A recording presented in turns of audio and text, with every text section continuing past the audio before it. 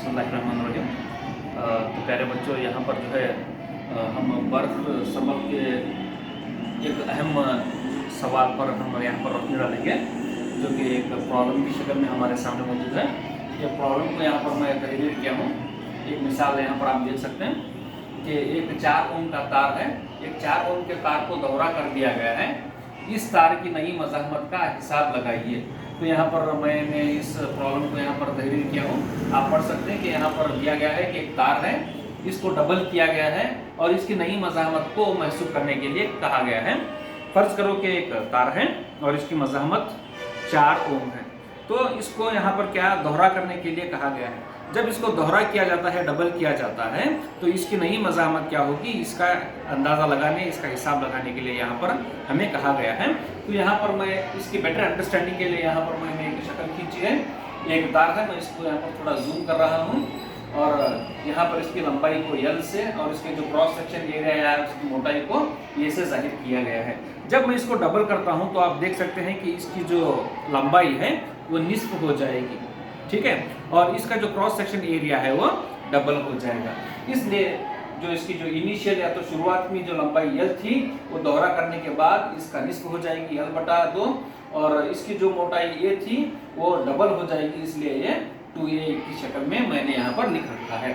अब सबसे अहम काम जो हमें करना है कि जो भी मालूमात दी गई है उसको दिया गया की शक्ल में यहाँ पर लिख कर रखना है। क्यों?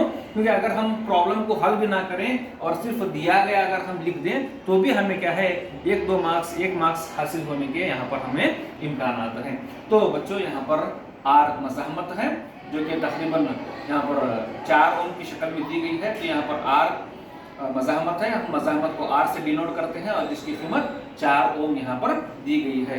यहाँ पर फोल्ड करने के बाद नई मज़ाहमत को अगर हम आर डैश से तस्वुर करें तो यहाँ पर नई मज़ाहमत आर डैश की कीमत क्या होगी, इसका हमें अंदाज़ा लगाना है। तो सबसे पहले प्यारे बच्चों, यहाँ पर जो है हमें इस्तेमाल होने वाला ज़ाबिता लिखना है R = rho into L upon ए, ठीक है। तो यहाँ पर जो है ये फर्स्ट तार की जो रेजिस्टेंस है इसको हम R = rho into L upon ए की शक्ल में हम इसको लेंगे, जिसको मैं मसावत 1 से ताबीर कर रहा हूँ। जब इसको हम डबल करेंगे तो इसकी नई मज़ाहमत आर डैश हो जाएगी। तो यहाँ पर इसकी मज़ाहमियत में कोई तब्दीली नहीं आएगी, इसलिए मैं इसको रो को एज इट इज लिखा हूँ। ज़रब यल के जगह पर, चूंकि इससे डबल करने पर, दोहरा करने पर ये निस्फ हो गया है, इसलिए इसे यल/2 की शक्ल में लिखा हूँ। और जो क्रॉस सेक्शन एरिया ये है और दोहरा करने के बाद 2a हो जाएगा और इसको मैं यहाँ पर 2a की शक्ल में लिखा हूँ, जिसे मैं मसावत 2 से डिनोट कर रहा हूँ।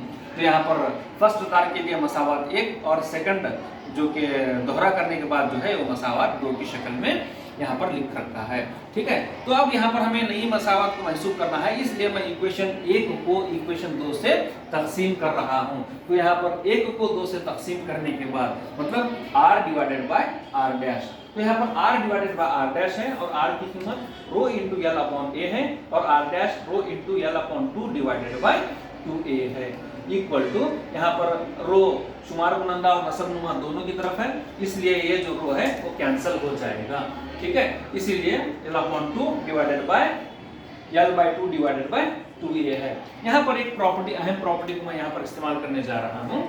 आप देख सकते हैं ये जो है a/b/c/d की शक्ल में है। जब a/b/c/d की शक्ल में हो तो इसको हम मुख्तसरन a/b × d/c, c/d के जगह यहाँ पर जब ये ज़रब में आ जाएगा तो यहाँ पर d/c की शक्ल में लिख सकते हैं।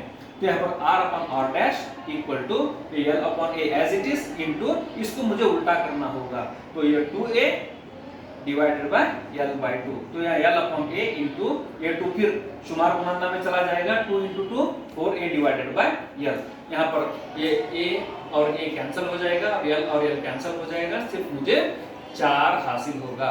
तो r/r डैश की जो निस्बत है वो 4 है, यानी r/r डैश इक्वल टू 4:1 की शक्ल में भी हम इसे लिख सकते हैं। r/r डैश इक्वल टू 4 है, या r डैश को अगर मैं इस जानिब लूं तो r/4 की शक्ल में हो जाएगा। क्योंकि यहाँ पर इसकी मज़ाहमत 4 ओम दी गई है, इसलिए r dash equal to r की जगह पर 4 डिवाइडेड बाय ये जो ज़ाबिते में मुझे 4 हासिल हुआ है इसको मैं नसब नुमा में रखूंगा, तो मुझे 1 ओम मज़ाहमत हासिल हो जाएगी। तो ये तार को दोहरा करने पर जो नई मज़ाहमत हासिल होगी वो 1 ओम है। मतलब अगर तार लंबा है तो इसकी मज़ाहमत 4 ओम थी, जब मैंने तार को दोहरा कर दिया तो तार को दोहरा करने पर इसकी मज़ाहमत कम हो जाएगी और वो हमें 1 की शक्ल में यहाँ पर हासिल हुई है। क्यों? क्योंकि जब हम इसको दोहरा करते हैं तो दोहरा करने पर क्या है, इसका जो क्रॉस सेक्शन एरिया क्या हो जाएगा, बढ़ जाएगा। तो जिस हद तक क्रॉस सेक्शन एरिया बढ़ जाएगा तो इसकी मज़ाहमत में कमी आएगी, इसलिए हमें यहाँ पर ये 4 से कम होकर 1 ओम की शक्ल में हासिल हुआ है। तो यहाँ पर और एक बात की तरफ मैं यहाँ पर तवज्जो दिलाना चाहूँगा। फर्ज करो कि तार को मैंने 3 दफ़ा जो है इसको फोल्ड किया है। अगर मैं इसको 3 दफ़ा फोल्ड करूं तो यहाँ पर जो है इसकी जो लंबाई है वो घटकर L/3 में हो जाएगी और इसका जो क्रॉस सेक्शन एरिया है वो तब्दील होकर 3a में आ जाएगा। अगर मैं इसी को अगर ज़ाबिते में अगर लिखूं तो ये जो है R/R' =